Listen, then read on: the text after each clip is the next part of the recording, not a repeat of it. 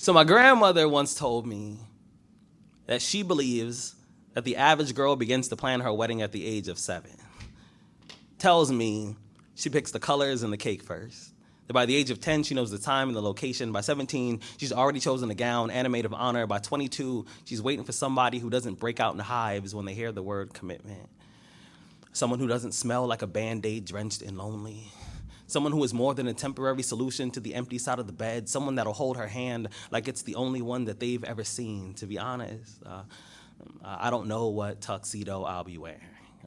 I have no clue what my wedding will look like, but I imagine the woman who pins my last name to hers will butterfly down the aisle like a 5-foot promise. I imagine that her smile will be so big that you will see it on Google Maps and you will know exactly where our wedding is being held. The woman that I plan to marry, she will have champagne in her walk and I will get drunk on her footsteps. When the pastor asks me if I take this woman to be my wife, I'll say yes before he even finishes the sentence. I'll apologize later for being impolite, but I'll also explain to him that our first kiss happened 6 years ago and I've been practicing my yes for the past 2,190 days. When people ask me about my wedding, I never really know what to say, but when they ask me about my future wife, I always tell them that her eyes are the only Christmas lights that deserve to be seen all year long.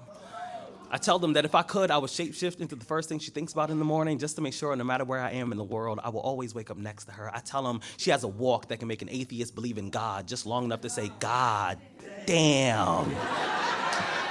I tell them that if my alarm clock sounded like her voice, my snooze button would collect dust. That if she came in a bottle, I would drink her until my vision is blurry and my friends take away my keys. I tell them that if she was a book, I would memorize her table of contents. I'd read her cover to cover, hoping to find typos just so we can both have something to work on, because aren't we all unfinished?